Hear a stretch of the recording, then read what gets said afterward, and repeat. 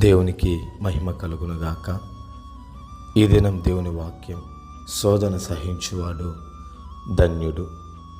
మనం గమనించినట్లయితే కనుక ఏదైనా ఒక విషయాన్ని బట్టి నువ్వు శోధింపబడితే అది నీకు శోధనగా ఉంటుంది. మనం చూసినట్లయితే కనుక బైబిల్ గ్రంథంలో యోబు అపవాది చేత శోధింపబడ్డాడు. తనకున్న సమస్తాన్ని కోల్పోయాడు, పిల్లలను కోల్పోయాడు, ఆస్తిని అంతటిని కూడా యోబు కోల్పోవడం జరుగుతుంది.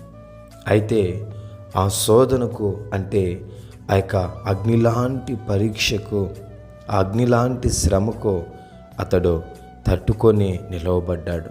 అతని విశ్వాసం అప్పుడు ఎలా ఉందంటే బంగారం వలె ఉంది, వెలగల రాయి వలె ఉంది, వెండి వలె ఉంది. కాబట్టి అతడు అటువంటి భయంకరమైనటువంటి శోధనలో సైతము, భయంకరమైనటువంటి ఆ యొక్క కఠినమైన పరిస్థితుల్లో సైతము తన విశ్వాసాన్ని కోల్పోకుండా, దేవుని పట్ల తనకున్నటువంటి నమ్మికను కోల్పోకుండా, దేవునికి అవిధేయుడు కాకుండా అతడు ఆ యొక్క శోధనను ధైర్యంగా ఎదుర్కొన్నాడు. శోధింపబడిన సువర్ణంగా మారాడే తప్ప ఆ యొక్క శోధనకు నిలవలేక అతడు వెళ్ళలేదండి. దీని ద్వారా మనం తెలుసుకోవాల్సిన విషయం ఏమనంటే, యోబు శోధింపబడినప్పటికీ సువర్ణంగా మార్చబడ్డాడు. ఇంకను అగ్ని పరీక్షించినప్పటికీ అతడు ఇంకనూ బలమైనటువంటి వ్యక్తిగా నిలవబడ్డాడే కానీ అతడు తనకున్న విశ్వాసంలో, నమ్మికలో తొలగిపోలేదు.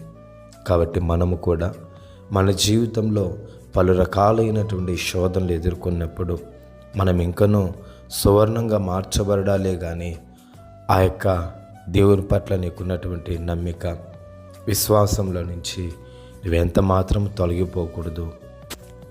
యోబు వలె ప్రతి పరిస్థితిని కూడా ధైర్యంగా ఎదుర్కొని, ఏది ఏమైనప్పటికీ యెహోవా ఇచ్చెను, యెహోవా తీసుకుని పోయిను అనే యోబు ఎలా అయితే ఉన్నాడో అలా నువ్వు ఉన్నట్లయితే కనుక ఆ యొక్క శోధన సహించేవాడు దేవుడు అంటున్నాడు, ధన్యుడు అంటున్నాడు.